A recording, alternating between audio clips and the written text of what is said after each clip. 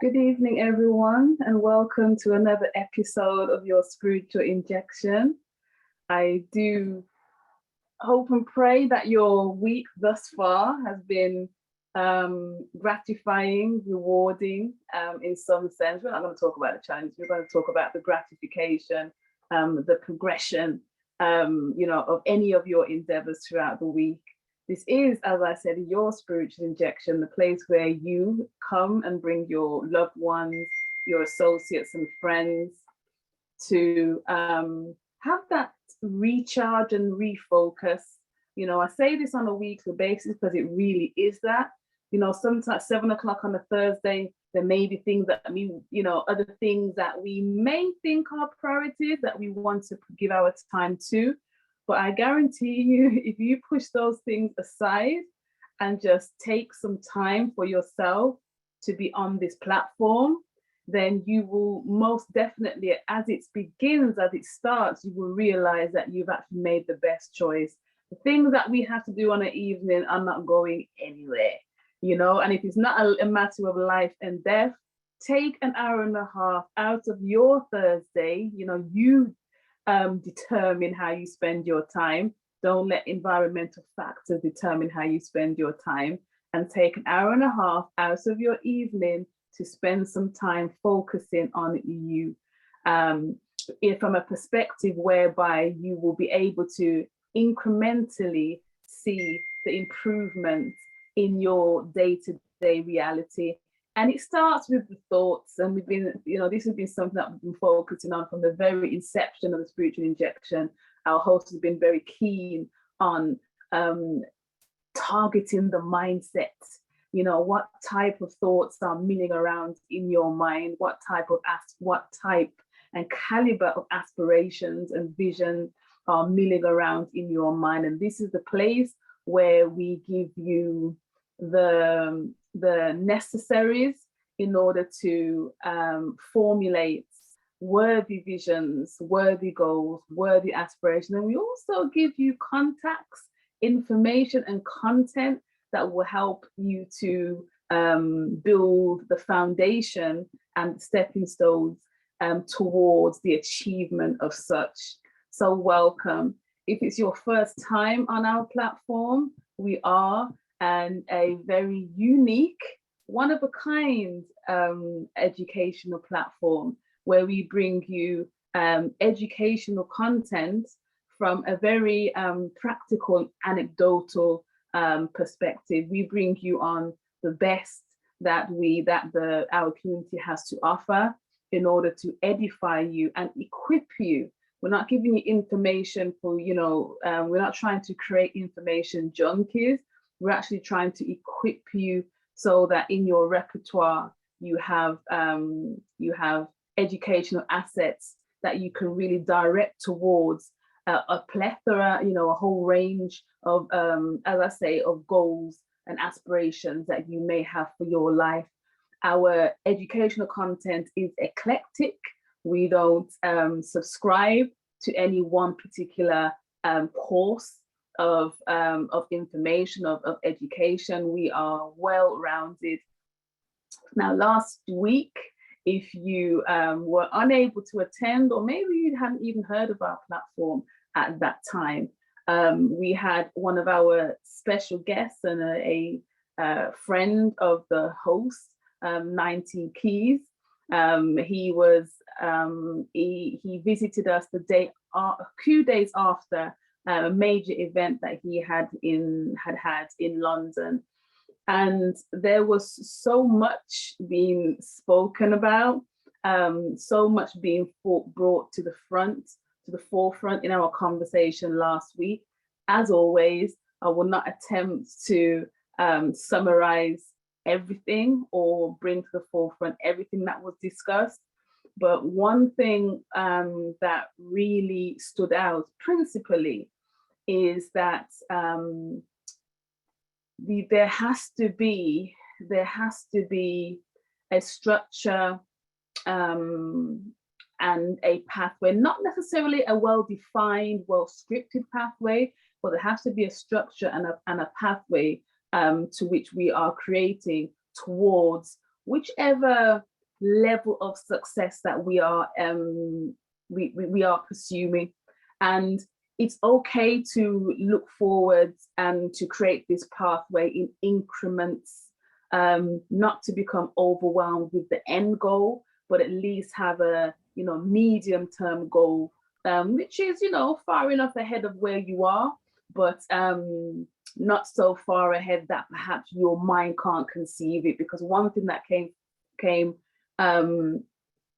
that entered our discussion last week is that, do we actually, and it was a rhetorical question really, do we actually believe in ourselves? Do we actually believe that we have, on an individual basis and of course on a collective basis, secondarily, do we actually believe in the things that we espouse? Do we believe that we can accomplish the visions, the goals, aspirations that we have personally? Do we actually believe it, or is it just chat? Is it just talk? One of the to fast forward, there was the host asked a very pivotal question towards the end of the broadcast, and he asked about he asked for, I'm trying to think of it, the particular, I'll reuse it, it's not a quote, but almost like recession-proof endeavors of income, income streams that will stand the test of any economic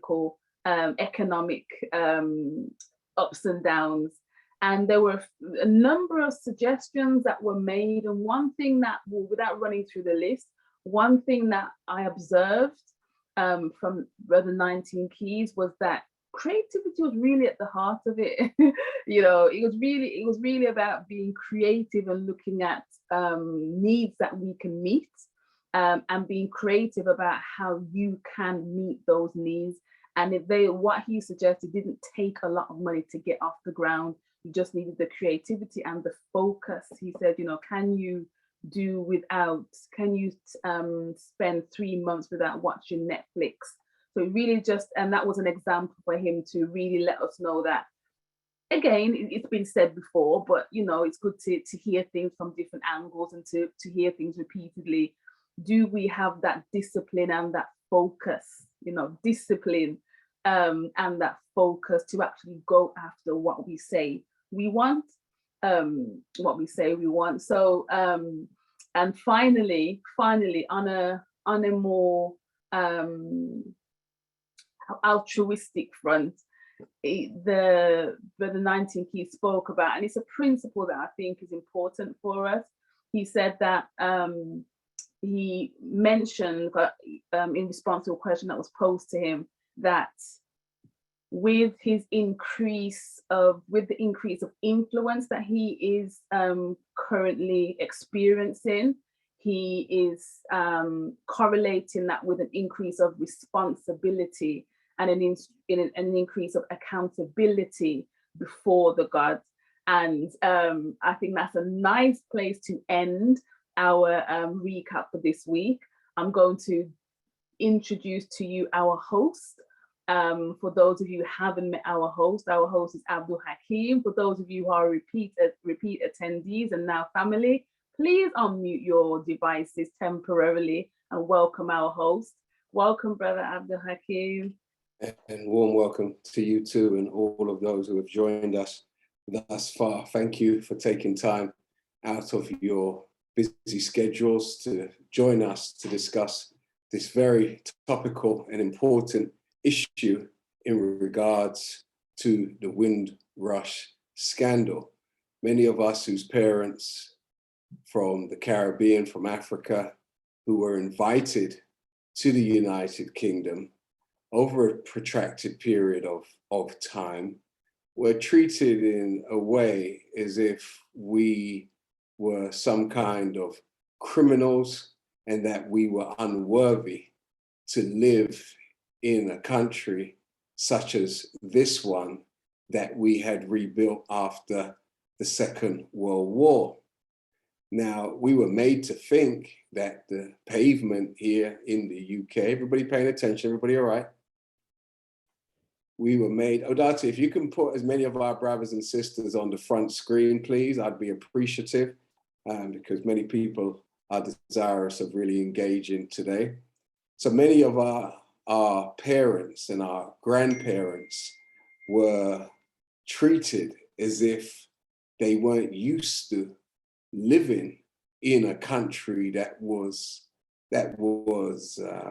presented as if it was a first world country. But when our parents came here, they found people living in squalor, and they found people living in subhuman conditions, you know, using kitchens for bathrooms and using toilets outside in the garden, and all of these type of things. And we wouldn't have expected that kind of behavior from a so-called first world country. However, our parents and our grandparents and our great-grandparents, to some of us, came and mucked in and helped to restructure this country, only to find out that when they had children, because some of them didn't enjoy the level of literacy that, you know, was expected at the time, but how could they enjoy the level of literacy when they were so busy working from can't see to can't see? There was no time to go and sharpen up their skills. And because paperwork was not filled in, you know, during a set period of time, many of our family members were treated like criminals. So be that as it may, the government by force had to recognize this terrible behavior towards really a people and peoples who had really rebuilt this country after it was bombed into the Stone Age. Now, Amber Rudd, as some of you know, was, you know, left office disgraced as this situation landed on her desk, and she did not handle it with the respect that it was due. And as a consequence, a fund was set up to compensate those who were the victims of these types of policies that were, you know, coming out of the Home Office. So we have had a situation where many have been desirous of making a claim, and it seems as if it's been a very difficult process for them to actually make claims and successfully be compensated. The numbers are so askance that in and of itself is also a scandal. So today we have a sister who, you know, I believe God Almighty put it on her heart to help our people to successfully know first and foremost what to do, how to, or what the eligibility is in regards to receiving or making a claim, and secondly, how to help to navigate some of these forms that span from 20 to 40 odd pages. Katie Downey, she approached me a long time ago, like way over a year ago, and told me, you know, that she wanted to, and that she was going to pursue trying to inform our people en masse to her own, or at her own expense, may I ask. And at that time, you know, we offered to help with accommodation and premises so that she could further her desires. She came on to Spiritual Injection over a year ago and shared with our audience, you know, the ways in which we could go about claiming that which has been set aside for us. And last week, I believe, the Black Child Agenda, headed by our beautiful sister Cheryl Phoenix, partnered with Katie, and lo and behold, they were able to attract over 2,000 persons, from what I hear, came out to try to further their desires and their aspirations to retrieve that which is due to them. So I'm expecting Katie online any moment. I can see Cheryl. Sister Cheryl, are you online? Please make yourself. Yes, I am. I'm here. Okay, so we'd like to see your beautiful black face if possible. um, if possible. Okay, there you go. I know you're. So warm welcome to the Spiritual Injection, my sister. Thank you for having me. You are more than welcome. So just give us a flavor of what's been going on in the last couple of weeks or so, and how we have ended up at this point now where the level of engagement where this issue is concerned is really at its highest point, even though we have had people, you know, who were responsible for ensuring that, you know, the community is properly educated around this. But it seems as if your partnership with Katie has really taken this serious issue to where it needed to go. So please give us a flavor of what's been going on. Absolutely. As you said, Katie spoke to me last year and said, look, have you heard of this scheme? And I said, yeah, but it doesn't apply to me because, you know, my family or we haven't been affected by Windrush, you know, they've got their stay, etc. She was like, well, no, sis, I've actually claimed and been successful in my claim. And would it be possible for you to help me or assist me with regards to putting on an event when you return from Ghana? Because she actually came out.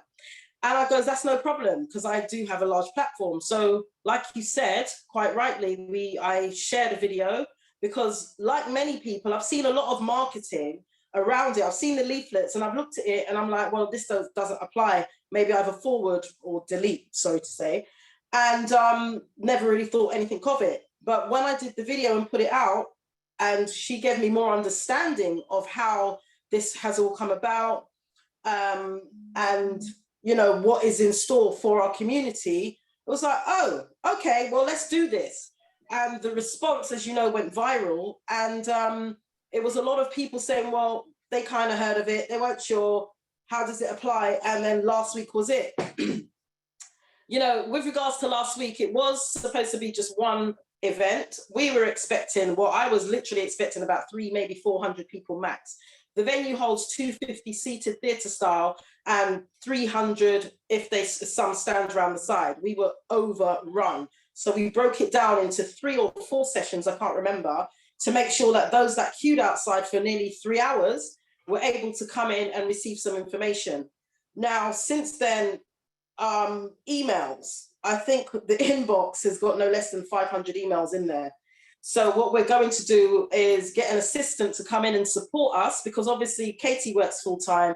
As you know, I work full-time on the Black Child Agenda. So we need more hands to make the work slightly lighter. And here we are today. There's been a lot of videos going around. You know, I didn't want to get into it, but I'm going to say it as it is, because you know me already.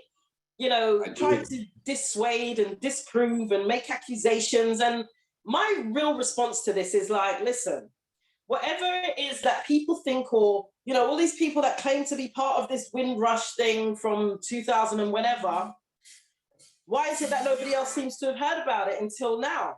So right now, what our aim was to just put the information out there and make the community aware that they are entitled to something. Whether they all are or all aren't, at least they have a knowledge and can share that knowledge with their family, with their friends. So shouldn't that be the objective anyway? Like, why would anybody try to seek ownership of something that they don't have the reach to reach the people who are most in need? Like, why would you try and own something like this? It's like, just, why? Because those who have platforms, and if those who have platforms are not being approached so that they could spread the message far and wide, and the numbers of people who have successfully claimed since the time, you know, the compensation package was announced, it's scandalous. Like, it's scandalous. Like, we've had dozens of our people die whilst they have started filling out their application form. They have died because the process seems to be so overwhelming. So why would anybody, how can anybody justify being angry at you or Katie who's sounding the alarm from the rooftops? Like, I don't get it. Is it a financial thing? Someone's trying to get richer for the suffering of others? What is it? Actually, honestly speaking, Pete, some people are being paid up to £2,500 or charging up to 35% of anyone's compensation. And it's like, at the end of the day, I understand if people are putting in their time, but come on now, like, be reasonable. And even those very few people who are complaining, at the end of the day, you cannot cover all 3-point-something million of us as African and African Caribbeans that are in the UK. So the fact is, why not join together? Because we keep talking about this village, we keep talking about working together, and the first response is, oh, well, who does she think she is? Oh, well, that's not true. Oh, I'm going to report you to your place of work. Like, who does that? Like, aren't we supposed to be coming together as a people? This, what is it? Just because there's a little change? Because to me, this is chump change for what we've been through historically and to date, and you want to be fighting about it like as if you own it. So it's like, come on, we don't all live in Birmingham, Leeds, Coventry, Manchester. We need people in all up and down the country to support, particularly our elders and, you know, disabled people to fill these applications. We need to be training all of us within the community to make sure that they can deliver on training and getting successful applications. So why people are upset, taking ownership, trying to discredit me, trying to discredit Katie is beyond. It's petty, it's stupid, and they're looking, unfortunately, like the fools right now, because I've had so many calls. Just before I came online, I was speaking to a brother who said, sis, have you seen this? It doesn't make sense. What is wrong with our people? And I'm like, my guy, I don't know. I could be a petty patty and put stuff out there, but it's a waste of energy. It's a waste of time. And it's all I want to do is make sure that we as a people get something. All those children that have been excluded, all those people that sat on those deportation centers, all those people, all those women who have died at the hands of the NHS because they're treated so badly when giving birth, all those innocent young black men in the prison system. There's such a huge array of things that can be challenged through this, but yet people want to take their time to bicker and argue. Make it make sense, somebody. Yeah, well, we're going to let it make sense today, or make it make sense in your words this evening, because we've been joined by Katie, and thank you for that entree, Sister Cheryl. I really appreciate that overview, because what your overview reminded me of was the time when, under the Tory government, they made it, you know, permissible, if you will, for those who lived in council homes to purchase their homes. And many of our people who were proud homeowners when they were in the Caribbean and in Africa, but were unable to repeat that process here in the UK, saw that this was a great opportunity to secure their place of abode where their family was living. And my father was a literate man, and he was one of the first in our little community in Brixton to buy his home. And many of his friends did not know how to navigate the form. And they would come to our home day after day, and my father would help them to navigate the forms. And so many, in fact, all of his friends were able to buy their homes. He didn't, you know, have some documentation for them to sign. He was their brother, he was their friend. So he helped them to be where he was. So again, you know, we want to talk village and we want to talk community, but it's not about the talk, it really is about the action. So I personally, on behalf of Spiritual Injection, you know, we commend you both for standing and taking the point on this. And I know, Katie, you've been on the phone with me for years now discussing this. I know your level of passion for this without any form of remuneration. This was something you came to me with, that you wanted to do. And you went to TTIP also saying that you wanted TTIP to help. And I remember that. And I did say to you, you know, that we would help with venues. So please, I want the Spiritual Injection. We're not going to allow everybody to take their phones off mute today. We're going to keep the mute on permanent, because we don't want no disruption, because I don't do disrespect well. So we're going to keep that. And anybody who puts their details in the chat will recognize you with a virtual hand. We'll take your device off. We'll allow you to take your device off mute so that you can ask your questions. But we do want those who are in attendance to receive a presentation from Katie as to what they need to do in order to be able to claim that which has been set aside for them. So please give a virtual round of applause to Sister Katie Downey as she takes the floor. Warm welcome to Spiritual Injection, my sister. Allow her to take her device off mute. Thank you. So, thank you, Brother Minister, for providing this platform for us to have this meeting on tonight. What I can say is that, as you said, Brother Minister, I've been passionate about this for a number of years now.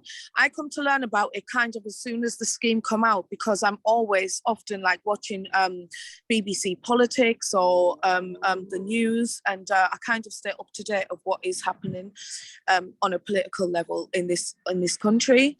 And as soon as I heard about the scheme, I knew that it related to me and to my father, because my father come from Jamaica in 1971 to the UK. He was invited by the Queen to join the Queen's army, and he did join the Queen's army to box and to serve in the army as well. He served 3 times. He served in Northern Ireland and Berlin in Germany back in the 70s and early 80s. However, my father's never had a British passport, despite of, you know, risking his life to serve this country. So he has had problems in the past. And so as soon as I heard about the scheme, I called my father and I said, Dad, I think you're eligible for this scheme. He said, yes, yes, yes. So we looked at the compensation scheme. It was a bit different to how it was before. It seems that the Home Office have been reviewing it and reforming it as it's been going along. But initially, the application was longer, and they kind of didn't really have a much of an idea of what they were doing. It's more themed now, so that's a good thing about the applications and the scheme. Anyway, I helped my dad to fill out this form, and whilst I helped him to fill it out, it's such a long form. It's now 44 pages. It was longer before, but when I was helping my father fill it out, he lives in Northwest and I live in Croydon. He would come to my house from Northwest and he'd do a session for about 3 or 4 hours, and then it would be enough. He has PTSD from the army, and you know, when he was filling out the form and recalling on past traumas and stuff, he'd get up, he'd be speaking to himself and reliving the traumas. So it's very, very traumatic, and it's also a very long process due to the length of the form and the ability to be able to cope through all of those memories along the form. So it will take a while. It's not something that people can complete in one day or in one session. It's not possible. It's not possible because anything that you write on the compensation application, you have to evidence. Just like any form of compensation, if you're trying to make a claim, you need to provide any evidence. That which you state and you don't provide evidence for, you will not be awarded for it. Anyway, we were one of the first ones to apply, and it took them over a year to give my dad his compensation, but they reformed it during that process. So initially they made an offer to him of 40,000, and then once they reformed it, they come back to him, they said, ignore that offer. About 2 months later, they said, ignore that offer, we're going to send you a new revised offer because we've reformed how we process the applications. So my father was given another offer some months later, and his offer was over 50,000, and he got quite a lot of money. Now, of course, that's due to the amount that you get offered is based on the information and the evidence you provide and what you've been through. So if you come from that era and you've been at risk of deportation and stuff, or you've been held in deportation centres or whatever, then of course you're going to get a higher offer.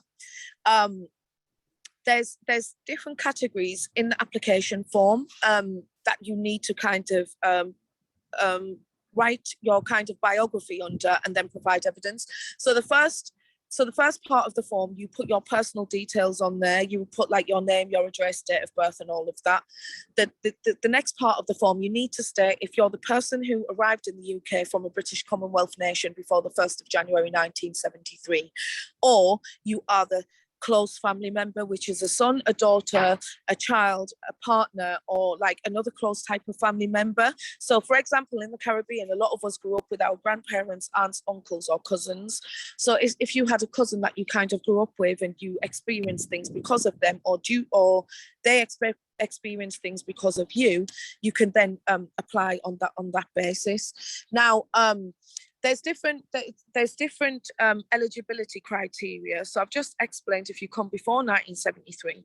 However, if you're the child or close family member of someone who entered the UK before the 1st of January 1973, like me, for example, I was a successful claimant. Although I'm born in Britain, I'm mixed race, I was born British. I've never had immigration issues myself. However, So I didn't qualify for the immigration and deportation category. I only qualified for impact of life. I'm eligible because my father's eligible due to coming here before 1st of January 1973. But then on my application, I have to write who I am, how I'm related to someone who entered the UK before the 1st of January 1973, how they've suffered, and then how what they've suffered impacts my life. So the category that British-born people are likely to qualify for is the impact of life. And we need to kind of relate that to how what our parents or close family member went through in that time affected our lives. So I can give you some examples. For example, my father, after the army, he had some mental health issues, and he was detained under the Mental Health Act in a mental health institution. That obviously impacted my life. So of course, that's when I can now write on the form how it impacted my life. So I spent a period of time in foster care as a child, and I relate that back to what my father went through and him not being there for us or to support my mum, and that having an impact on my childhood and my upbringing. Of course, I can evidence that. So what I've done is a DSAR application. It's DSAR, and this is very important that anybody who's listening actually notes this down. A DSAR application, DSAR application. What that stands for. We lost our sister Katie. Now, I wonder if the Home Office is messing with the spiritual injection. Like, you know, this is like a very loving sister. For her to come on, she's been working all day. She's been doing some other work, and she's literally in transit now because she's doing so much to help us. And I think the Home Office don't want that information out, family. What do you think? Now, if we're going to talk about a very important word or sentence that she said, impact or statement, impact on life. Now, how many of you how many of our lives were impacted as a result of the way our parents were treated from the time they came to this country? Is there anybody in the audience if just put a 1 in the chat if you believe that your life, your quality of life was impacted because of the way how your parents were mistreated in some way, shape, or form. Glenda, I see your hand, but we're not going to go to questions yet until Katie comes back on and finishes her presentation. Cheryl, would you like to chime in on that? On the impact? Right. The impact is, it's like, you know, I don't hide my background or history. The impact is interesting for us, and it's like, this has come about, and I remember once I was on a training course, and they spoke about, you know, with us as the children of, you know, whether it was before or after Windrush coming here, and many were single parents, and many were 2-parent households, and how our parents treated us, which was learnt behavior down the history. And what they actually made us do was not only look at how we interpreted how we were treated, but also looking at our parents as individuals rather than just our mother or father, and how they were treated and how that then obviously would impact us. Now, we know for us as a community, there was a lot of racism, no blacks, no dogs, no Irish, as we know, fights, teddy boys, having to run home from school, blatant discrimination in the education system. It's always been there. So this whole, and I don't even think I would want to just call it Windrush, but this whole thing with us coming into contact with these guys has always been quite detrimental for us, has always been quite hostile towards us. And that would have an impact on our upbringing. So when I look at my mum, for example, and our background, my mum was an orphan by the time she was 14. Before she knew it, she had me and was living here in the UK.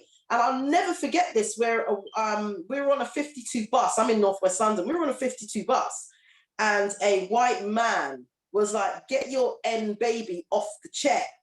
And my mum was like, who do you think you're talking to? And it's like, get your N baby off the effing chair. My mum shot him one lick and I malt, one pump in his mouth, and a whole fight broke out on the bus. And I just stood there like, oh, and, you know, crying. I was small, and I will never forget that, because I believe that not only was he attacking her and standing over her and being quite menacing, but what she said later on, she goes, no, what happened was he basically pulled my hair, because how I was sitting, I didn't see. She goes, he basically pulled my hair to get me out of the seat. And it was a full fight. The bus was mostly these guys, and no one got up to help this woman with her child being attacked by a man. So she did punch him up. She, you know, she was good, she was fierce. But this is a whole impact. And, you know, we see these sorts of things growing up, and you put it down to experience. You just brush it off as a child and you keep on going. And as Katie has said, with regards to this, people bringing up some of their traumas, because, you know, there's a lot of detail. And for me, I'm saying to people, make sure you bring up every piece of detail, because, you know, like she said, her father was in the army, had mental health, and all of these things.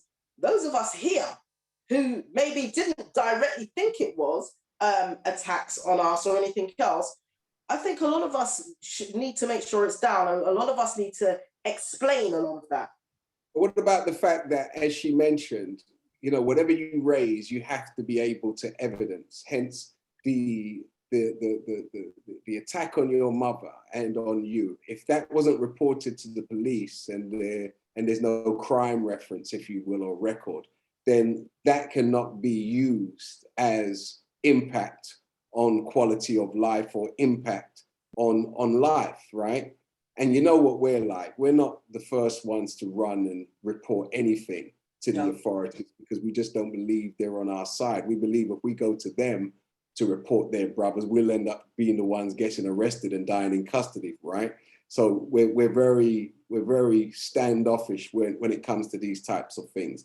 But why don't we look at another aspect that we could consider? Because I remember when I was a young boy, in order for a young, vulnerable sister who was pregnant to receive a flat or some kind of place to live, she had to declare that, you know, the father of the child was no longer in her life and she was living a particular kind of life for the state to so-called come to her aid. So it seems as if there was policies in place that was designed to break up families, right? Now, this is something obviously that can be evidenced in regards to quality of life, can it not?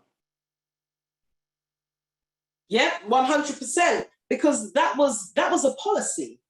That was a nationwide policy. So it would be evidence. To je bila politika.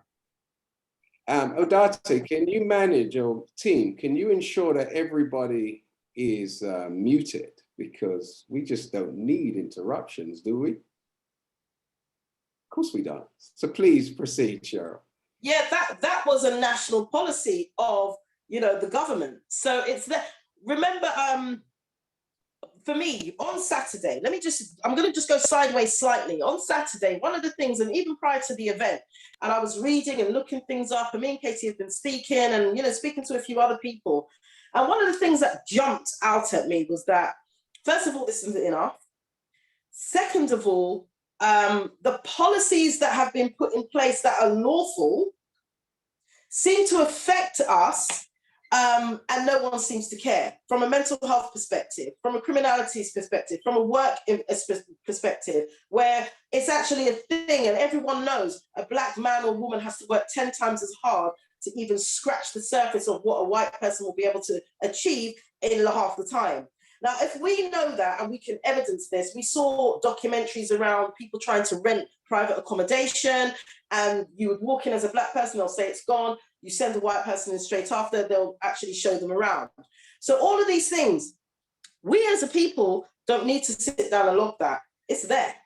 All of this information is already out there. When we look at government reports, government reviews, there's reviews and reports coming out of every single orifice of us as a community that have been written by them, which is evidenced by them, all of the trauma that we consistently go through and still currently go through today. So with that said, I don't see why anyone really, even though I know we have to do it, should sit down and write out 45 pages. You guys have already told us that you're treating us differently to everybody else based on the color of our skin. So if you've already told us based on the color of our skin that we are going to be treated differently, that housing needs aren't going to be adhered to, educational needs aren't going to be adhered to, we'll throw you into prison, X, Y, Z, A, B, and C, then don't you think that you should just be paying us anyway? But then I know we have to apply. It seems as if, obviously there's got to be an administrative process, but it seems as if from what you're saying, that everybody actually has a claim. Like, there should be a claim in every household. And this is why I'm wondering why people are being fought against, who's trying to raise the awareness, because the mere fact that you did what you did has made it even more acute to me. And I consider myself a man in the know, you know?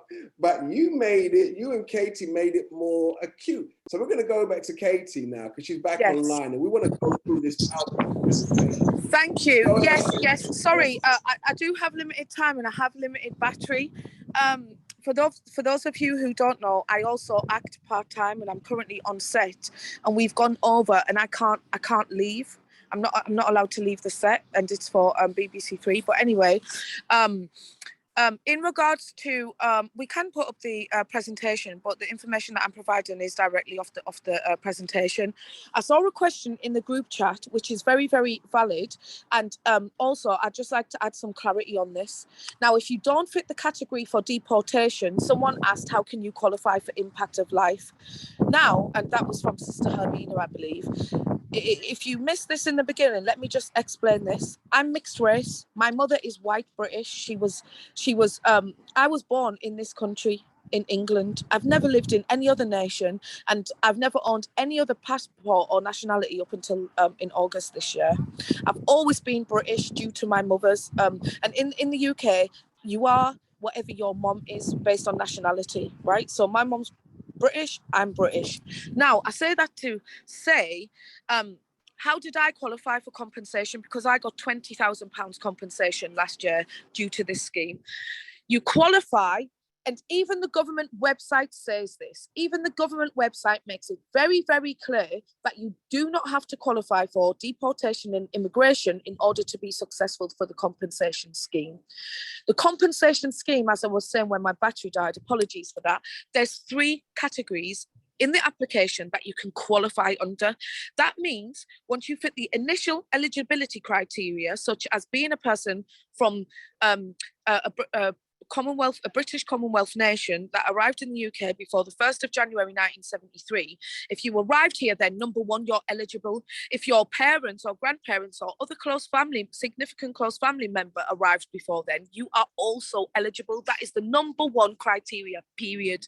If you don't meet one of those criteria, you're not going to be eligible for the compensation. If you, however, meet one of the criteria of either being a person or being the child or close family member of the person who arrived in the UK before the 1st of January 1973 from a British Commonwealth nation, you then go on to the next criteria, which is to meet either one or all of or any of these other 3 criteria. Number 1 is deportation and immigration. Now, a lot of people who come before the 1st of January 1973 will say, oh, I don't meet that criteria because I got nationalised or neutralised, or I got my British passport. The fact you've got nationalised or neutralised means that you are eligible for that port. Nationalisation or neutralisation, it's the same thing. People call it different things. But anyway, the fact that you had to go through that process means that you are eligible under that category, because you never should have had to be nationalised or neutralised. You were born British subjects. You were born British. That means that you should have already had equal rights to British society without the naturalising or neutralisation process. And at the time, they give people a deadline and said that you need to pay for, or some people got naturalised for free.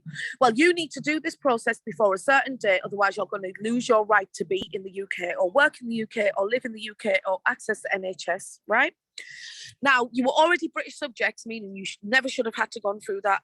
Now, other people have been deported or been threatened with deportation. Some people never got any of that, but they got a letter from the Home Office saying that you need to prove your right to be in the UK. Some people got BRP cards, the buy your residency permanency card from the Home Office ID card. If you got that card, you qualify under immigration and deportation. You never should have got that card because that card is for non-British nationals.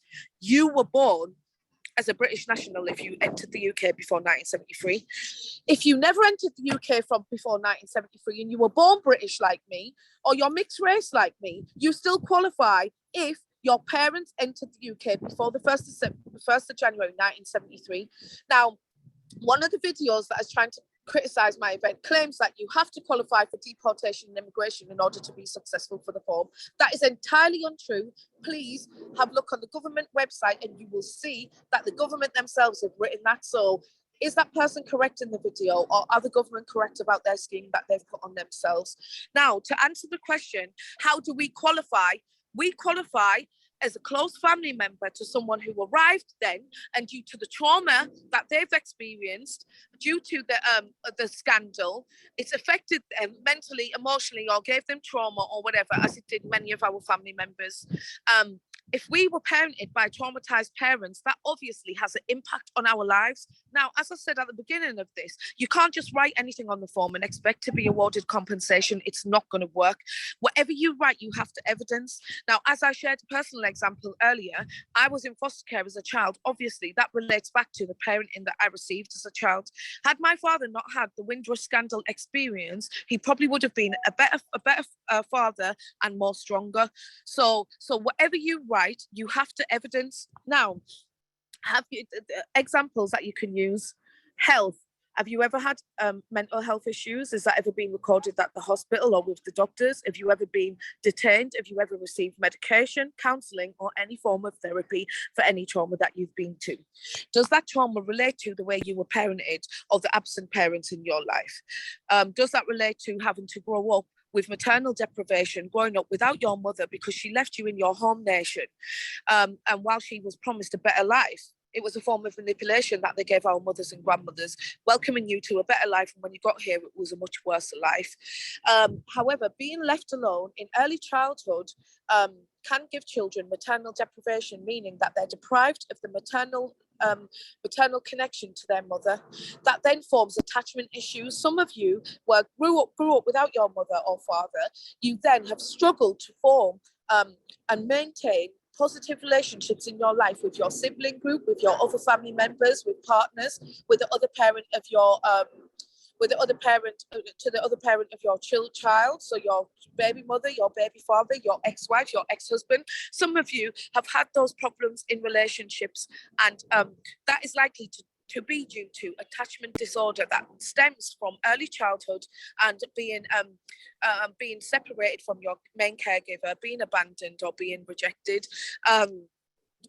People suffer from loneliness due to isolation, because if you've got attachment disorder or you've been abandoned or rejected in early childhood, you can isolate yourself as a protective factor to protect yourself from formulating close bonds to people. And people do that as a false perception of a protective factor, but actually isolating yourself can lead to loneliness, which can lead to mental health issues. Many people in our community are suffering from that. There's other examples.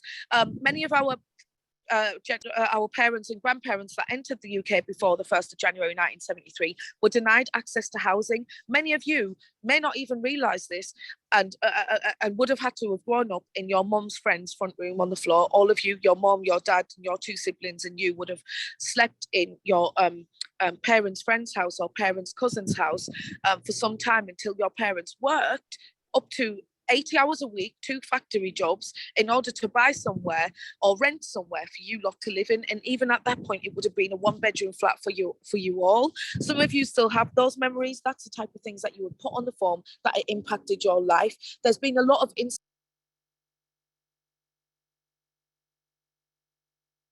Yeah, we're losing our sister. She got caught up at the BBC's office.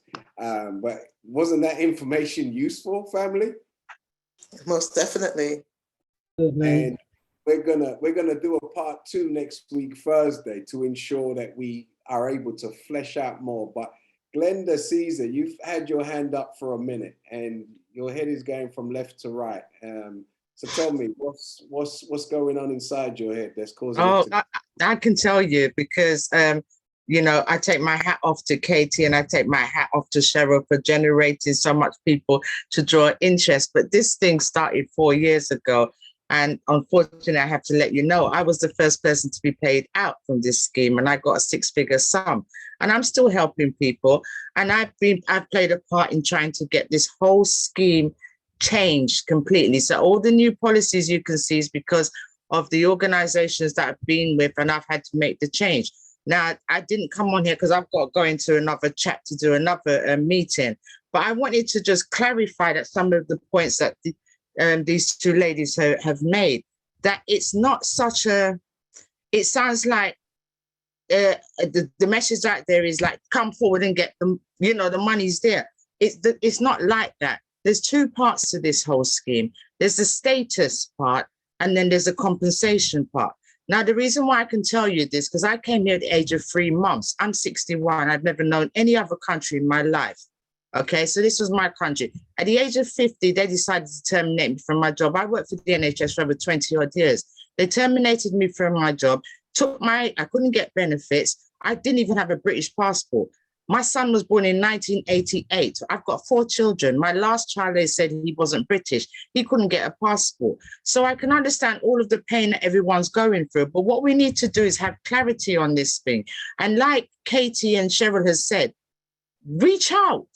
I was shocked when I heard about this thing because I was like, hold on, but I've been doing this for 4 years.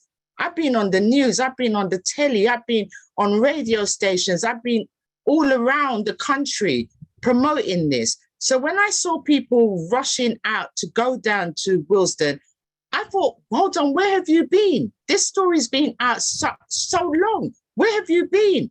What you heard? Glenda, you know how, you know, our community works, right?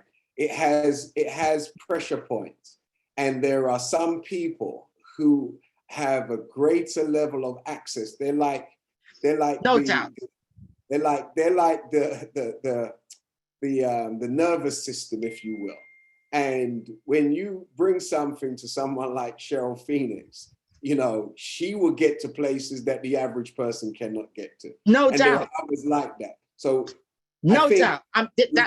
But what I'm saying is the way the message has gone out. Let me just finish my point. Even though you've been on the journey for 4 years, and kudos to you for what you've achieved, and your experience is most certainly going to be invaluable to us going forward. Mm-hmm. I think now that this train has become a bullet train, you know, that it would be a great blessing for your experience to be coupled with the zeal and the determination of the sisters and others who are desirous of sending this information far and wide. So what is your views in regards to working with these sisters and others to really send this information far and wide and deep down into the very core of our community? But we have got an organization out already, okay? There's an organization, it's called the National Organization. And it's a thing where everyone can join together because we have meetings on a monthly basis where we sit with the Home Office officials. I don't like them because they've hurt me, but I have to sit with these people in order for me to get what is right for the people who's being directly affected.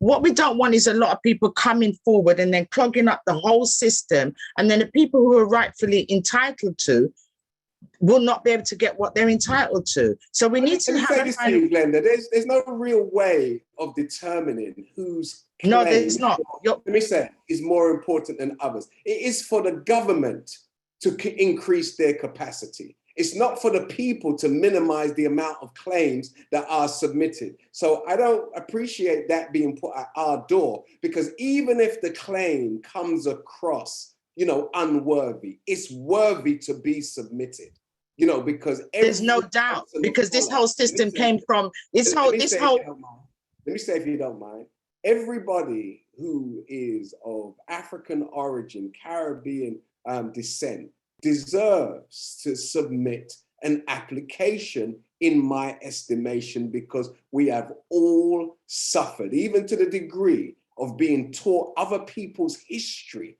in the schools that we were sent to be educated, we were miseducated. We were vaccinated by force in schools, where doctors turned up with syringes to inject us with skin graft, BCG, and our parents didn't even know about it. What effects are we suffering as a result of the vial that was in these capsules? We don't know.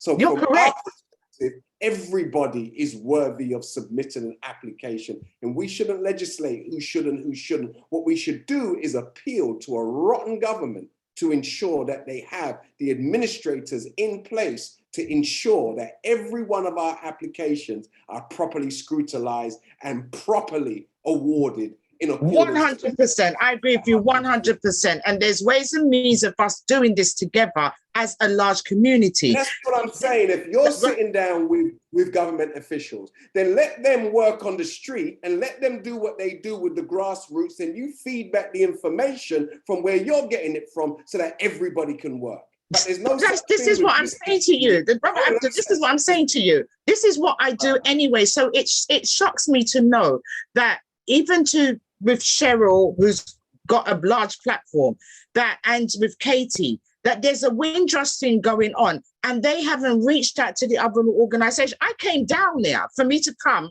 and sit down with them and say, listen, this is how it goes, and this is what's going on. But obviously, I couldn't get in, and I had my own event going on, so I had to fly back to North London.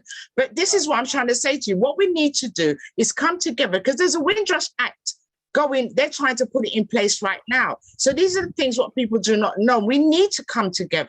We do need to come together. And I'm inviting them to attend the Zoom meeting next week, Thursday, to have their say, to listen to the way that we deal with these people and what we are looking to do. Let me say this, Ben. We're going to invite you to attend our Zoom meeting, because we're having a part 2 to this next week, Thursday. How about that? I can't attend. I'm sorry, because I've got our one to do. Well, and that the people are here on this platform, right? Now, the people are here. The people are here with us tonight. And the mere fact that the people are here with us tonight, it wouldn't be wise for them to attend a Zoom meeting just with 10, 20, 30 persons. That's not representing the masses of our people. They are about action. They're not about a lot of talk and a lot of politics and a lot of admin and all of this nonsense. We want to go to the root of the matter. Brother, it's not about that for me. Let me say this, Glenda, and I'm going to go to Cheryl now. I'm a supporter of Cheryl and my sister, because they're radical in the way how they just go and tell people, these people owe you money. There ain't nothing wrong with that. Them owe your money, them have money for you. You understand? And how we go about getting those funds is a matter of personal opinion. But to create the intensity from my vantage point, and to create this urgency is very important for me. And that's why I commend them, and I give them a platform and I support them, because I think these sisters are fantastic. I call Cheryl Harriet Tubman, man. She's Harriet, you understand? And Katie's her assistant. So Harriet, come in. Thank you, my brother. I understand what the sister's saying, because I do know now, because like I said, I weren't looking at this before. And please, my sister, don't be upset or annoyed that we didn't reach out, because at the end of the day, like I said, a message needed to be put out. I have a large platform. If that was the case and you do know of me or you know of my organization, then you should have sent me a message to say, listen, this is what I'm doing. Can you help assist in us putting ours out so that there are more people? But for me, the way how I see it, you're doing what you're doing. You're in North London. I live in Northwest London. We need arms all over the UK. Your organization alone cannot manage the outpouring that is going to come, or that has come, because my social medias are packed full of people wanting to find out more. Which form is applicable? Have dyslexia and can't necessarily read or write. Have family members that have mental health. There is a lot going on. Now, my thing wasn't to come out and be like, yeah, I'm Cheryl Phoenix, so I'm going to put this out and I'm taking over this. Absolutely not. I said this to Katie last week, and I said it to even some of my colleagues. I said, listen, I will share the information. I have no problem with that. But I'm not getting involved because this is not my remit. My remit is education and what I'm doing in Ghana. I'm very, very clear on that. However, now it's like, yeah, I need to be trained because a lot of my neighbors, a lot of my friends who have actually found out and didn't know, now know. And it's my responsibility, that's just who I am, to help and assist them. It's your responsibility to help and assist those that you have. If you're doing your event next week, it's fine. If you need me to share it, I'll share it, just like I did today, and I'll do for most people, most, not all, because some people are very annoying, most. And I will share that information to make sure people have access to what they need. This isn't about me. This isn't about my brother Abdul. This is not about Katie, and it's definitely not about you. It is about all of us making sure we have access and the knowledge to know and the support to move forward and make sure that we can claim. If we're not eligible for the claim, that's fine, but at least someone knows. Right, Katie? I'm happy to train you. I'm happy to give you the expertise. I'm happy to give you the direct numbers. I'm happy to give you the direct emails. I want you, because there's no, the fire you have in you is the fire that I started off with because it affected me and my child. So I know what you're going through. And this is why I do what I do. And this is why I came down to see if I could assist you. And I still have that fire. I don't talk to these people nice. I talk to them in such a way that they have to listen. Our community has been affected. So I'm happy to sit down with you. I'm happy to give you the knowledge that I know in order for you to expand and take it further. Because for someone to get £20,000 is what they're offering people now. It started at 40 for close family members. 40,000 it started for close family. They've now minimized it to 20,000 among everybody. And I'm not prepared to let that happen. So I need people like, we need people to come together and fight this system together. It's not a matter of us doing it by ourselves. Reach out. Linda, we got to go to Katie because she's on the clock. So, I've really got to defer to Katie. Katie. Yeah, thank you. Sorry for the inconvenience as well, but I just want to give a few points. So anybody, it's not everybody's eligible. However, any persons that come to the UK before the 1st of January 1973 from a British Commonwealth nation, which is all of the Caribbean islands other than Montserrat, and some African nations and other non-Black nations as well. If you come or your family member come before then, and they're your grandparent, or parent, and even in some cases great-grandparent or other close family members like aunts or uncles, you are eligible. You're eligible, but each category, so the immigration and deportation is capped from 10k upwards. Then the impact of life is capped from 10k upwards. So even if you meet just one of those criterias, such as impact of life, you're going to get £10,000 or more. Now, if you meet impact of life and deportation, you're likely to get an offer of £20,000 or more. Now, sometimes people are getting small offers because of how you're writing the application form. And you may write a whole heap of things, but evidence 2 or 3 of them. You're only getting paid for what you can evidence. So our sessions are on informing you about what to write and how to write it and how to find your evidence. So there's DSAR applications, which is data subject access request. That's a legal request. If you send that to any organization, they have to provide the information within 28 days. Otherwise, you can sue them. Another act that you can use to request information is the Freedom of Information Act request. If you send any request for your information, your files on yourself, to any official organization such as the NHS, the police, mental health institutions, social services, or any other type of services where you've been detained or had to use them for support, even any records, medical records or whatever, that you need to evidence how this has impacted your life, aka how you have suffered, then that's what you need to do. You can use those acts to support you. Now, Ezekiel Mullings, you asked what if your grandparents come in that time but they have passed away. So there's 3 different types of applications. The 3 different types of applications, there's one called representative of an estate. That is for your close family members who entered the UK before the 1st of January but have since passed. Okay, so you can apply even for your close family members that are no longer alive, right? The government website says this, so that again is evident that you can claim even if you've never faced deportation immigration issues yourself. Okay, now in order to be eligible for the representative of an estate application, you must prove how that family member would have qualified for the primary application if they were still alive now. So next, the second application is primary application. That is for our family members who come to the UK from a British Commonwealth nation before the 1st of January 1973. That's for them who come before the 1st of January 1973. They are the primary applicants and should only fill out the primary application form. If you fill out the form on the wrong form, they're going to say you're not eligible. Now, moving on quickly because my battery is dying and time is dying.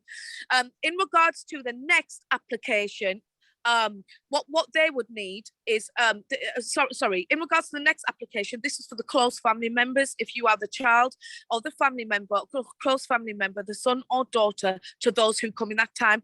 I know people want minutes. I can see people requesting my contact details. I don't share my contact details because I am an entrepreneur. You know, I do social work on a full-time basis. I manage 14 units, 9 a.m. till 6 p.m. I do acting on the side and I do community activism. I can't support everyone by telephone. It's not realistic. We're sharing this information. The information that we're sharing is free on the government website. And what we need you to do is we need you to be independent with this because it's you that's going to benefit from the financial award. We need you to now go onto the government website at www.gov.forward/Windrush compensation scheme. That's the link where you're going to find the different application forms and that's where you print the correct form for yourself and for your family members in order to apply. Now, sorry that I wasn't able to give the full presentation on this meeting, but we are going to be doing this again next week, right? Next week on Thursday, where we'll give you the full presentation. There's lots of information that you can find on the presentation where you'll be able to read everything what I'm saying to you. But for now, please go on the government website and download the forms and have a read of them so you can gain an understanding of what you need to do.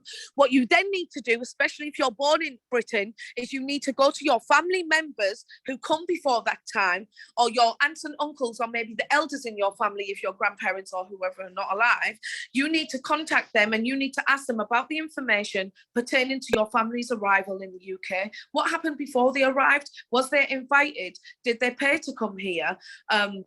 Did they join armed forces? When they arrived here, what type of hostile environment did they come in?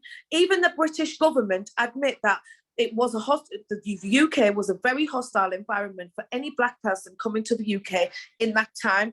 Now, remember, there's films like This Is England. That shows you what was happening in society at that time. So it's not just about how was we oppressed by the system, how was we denied our rights as British subjects, but what else was happening in the public in the public of Britain. There was a lot of racism on the streets. People would be attacked by white racists and the police would drive by or even join in on the side of the white racists. All of that was happening at the time. A lot of us don't know what our parents and grandparents have been through, but please sit down, speak with them, find out the information of when they arrived and stuff like that, because you're going to need it in order to apply. Because remember, you have to prove how you are related to the person who entered the UK before the 1st of January 1973.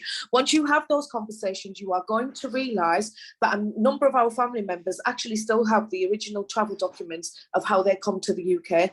That's all evidence of how you arrived. Someone asked a question, how do you prove mental health? Well, if you've ever registered your mental health issues or you've ever been diagnosed, that the doctors or hospital that diagnose you will have a record of that. They have to.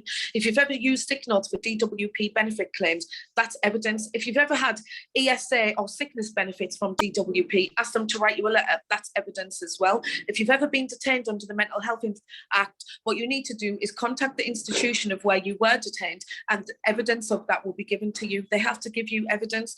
If they refuse to or whatever, remember there's the Freedom of Information Act and there's the DSAR, the Subject Access Request, that you can send to these organisations. If your dad can't find his birth certificate and he is not from the UK, then for example, I had to support my dad to get his Jamaican birth certificate, you do it online to the Jamaican embassy. If you're not Jamaican, you come from a different nation, you Google the embassy number in the UK, you call them and you ask them, how do we obtain a birth certificate for my father or my uncle that still lives in the UK? There's online now, everything's virtual, you can get it and you will get it so long as you do the research yourself. What's not going to happen is me and Cheryl are not going to do all the work for you. We can only share the information that we're aware of. Please understand that despite of the false videos that are going around, all of the information what I share is either from the government website, from British legislation such as the British Nationality Act 1981, or direct from my personal experiences. I got my £20,000 in February or March last year. I've already been to Ghana, bought land, come back to the UK, bought my Jamaican passport, you know, and invested in some in the hyperverse, which you may learn about on some other spiritual injection events. But yeah, invest your money, buy land, spend it within the community. Of course, spend some on yourself, but please do not waste this money. This money is the first form of reparations that the British government have ever offered us, the Caribbean community. The Home Office are giving me a hard time. And please understand this, the man who made the video saying he's one of the 39 members of the Windrush cabinet or whatever, he told you in the beginning of his video, he works on behalf of the Home Office. Be very wary of the messages that any person that works within the Home Office is trying to give us. Now, if they were so passionate and so interested in the Windrush compensation scheme, why are they not putting on free events? They're being funded for events and still charging you to attend. Why can't they do what me and Cheryl done? Yeah? Right. Okay, I'm going to have to go now. And angry at you. Well, let's give her a big round of applause, family. Let's thank her. And thank you. You know, and Thank you. Thank you. Come on, Sister Cheryl. Thank you so much, Katie and Cheryl. Thank you. she was obviously moving at 1,000 miles an hour. Next week, we will have her seated in our studio, going through her presentation, okay? She will walk this back next week and take her time and flesh it out. And all of your questions that you have raised will be answered. And again, as she rightfully said, why is all of this, noise being made? Why? I tell you why. It's because two loving sisters got together and brought out over 2,000 of our people. That's why. And they're concerned that you will start flooding their databases with applications, because then they can no longer state that we're not interested. And just like with PPI, they give you an opportunity to make a claim, and then they put a closing date, a deadline. Right. And if you don't get your application in by this time, then the opportunity is gone forever. So it's going to be important, family. And as time is done, we're going to bring our short meeting to a close now. But it's important that between now and next week, when we do the part 2 to this, that you don't rush into the application, really think about it. Because she mentioned, Sister mentioned and Katie mentioned, the minimum number that is owed to be 20,000. Don't you dare go for the minimum. Don't you even approach this for no minimum. You start with maximum and start with setting a new precedent. If someone's out there, as Sister said earlier, that she's got 6 figures, you go for 7. And if they've put a standard on or a ceiling on what you can claim, that ceiling can be challenged if the merits are there. Don't let them frighten you into thinking that there's a ceiling on your pain and your suffering and your abuse. There is no such thing as a ceiling to what we have suffered. Unacceptable. And with the right MPs taking this up, then they will have to change the ceiling once we are able to start a petition and get it beyond a particular point, then they have to address it in Parliament. And these should be some of the things that we're putting to the so-called Labour Party if they want our vote. They got our parents' votes, didn't they? Just blind vote, every election, blind vote. Labour, Labour, Labour, Labour, Labour. because they voted Labour in Jamaica or Labour, them are Labour, right? So everything are Labour. We've had plenty of children, we're going to Labour. We go to work, we are Labour. Pure Labour, everything are Labour. But we have never received no justice from no That's Labour. right. Yes, sir. All we've done is give our Labour, but we haven't received due compensation. Come on, brother. Come on, Our blood, brother. our sweat, and our tears. So I'm saying to all of you on this line here, don't come on here with this little mentality, boy, I just want little money. Little money, nothing. Little money, nothing. Let's go for the highest award. And we're going to bring Katie and we're going to bring Cheryl and others back next week, Thursday, and we're going to walk you through the PowerPoint presentation. So we want you to have your cameras so that you can take a picture of every screenshot that is presented. So Odate, raise up the first slide so we can give those online a flavor of what we're going to show them next week. Okay? Let's share the screen and let everybody see how we're going to flesh this out and walk them through, because my beautiful sister said that we should have a workshop in the community. We will start looking for accommodation to do this, where if you want to come to a place, we will have you come to a place and we will share with you the information that you need to know. So next week, if you can clean this up, there you go. So next week, we will go over these aspects: eligibility, collecting your evidence, application process. Next slide. And we will go through. Next slide. Who is eligible? Next slide. Next slide. Next slide. Next slide. Okay, take it down for a sec. Now, next week, we're going to walk you through this and flesh it out. Even some of the slides are a bit, they got a lot of information. We're going to break it down and make it very graphic for you between now and next week, Thursday. So you got 7 days to register for next week and invite every member of your family. If there's 5 of you, then there needs to be 5 applications per household. If there's 7 of you in the family, there needs to be 7 applications. Every family in this country of African and Caribbean descent needs to make an application. You agree? Yes, sir. I can't hear. Yes, we do. Yes, I do. Yes, So let us, ensure that if your parents have passed, treat their information with dignity and treat their information with sacredness, because the information that they left really is a treasure trove for you. And whatever they didn't receive, what was due to them whilst they was among us, the trust now is passed to you and the responsibility is passed to you and it's passed to me. And we've got to make sure that justice is served on our watch. You agree? Yes, sir. absolutely. Yes, sir. Definitely. Let's thank our sisters for stirring up this pot. Thank you, Cheryl. Thank you so much. Thank you, Cheryl. Thank you, Katie. Wonderful. Because people are making videos now because the pot got stirred. We're practically stirring the pot. You didn't even know these people existed. Exactly. They don't. Who are you? But all of a sudden, you're talking about this, that, and the other. Okay. So you represent the pot, and you're the little bit of time that goes in it. You're just a little piece of it. But the pot is us. We're the soup. That's right. You understand? And the soup is ready. Ready? Let's Overboil. make sure that we don't play with this. Absolutely. Katie said something very serious when she was closing. She said, me and Cheryl is not going to do this for you.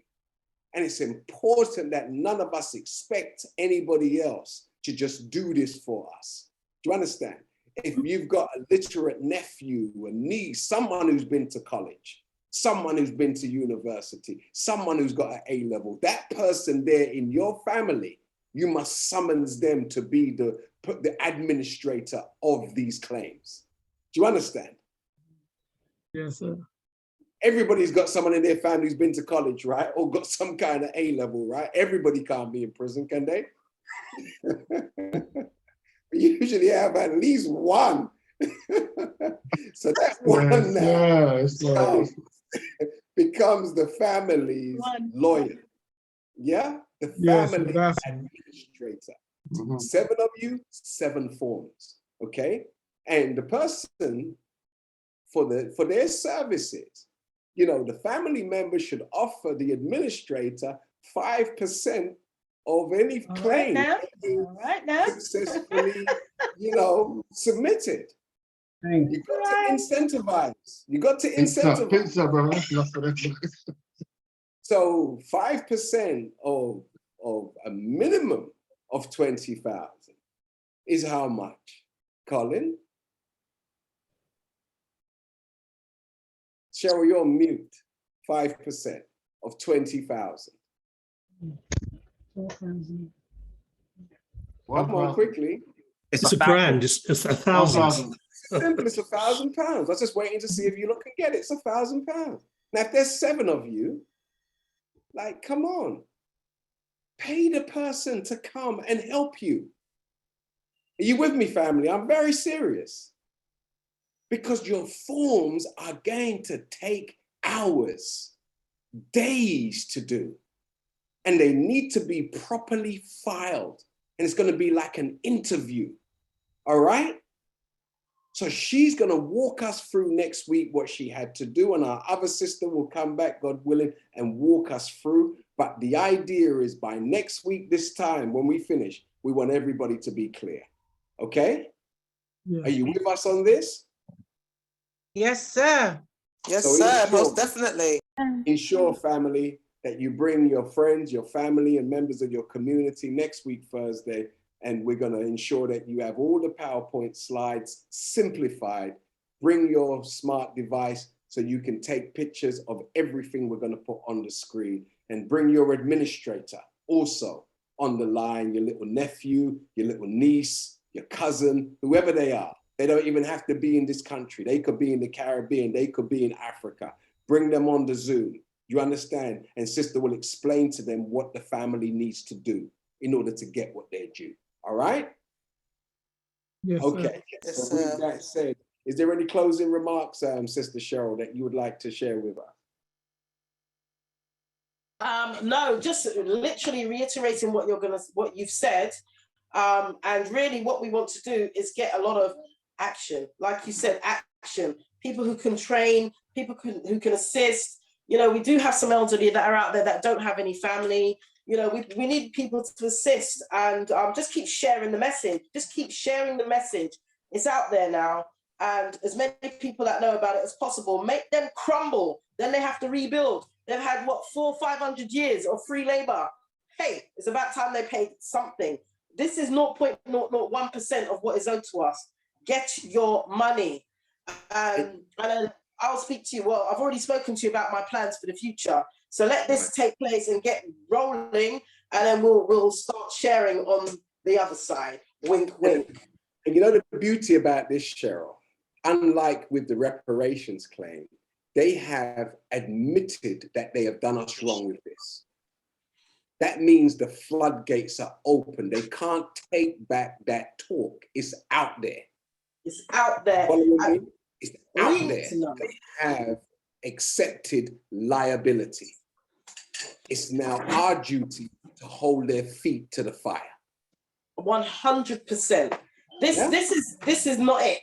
This isn't it. We need to keep going and pushing. Sure. Everybody else was voluntarily.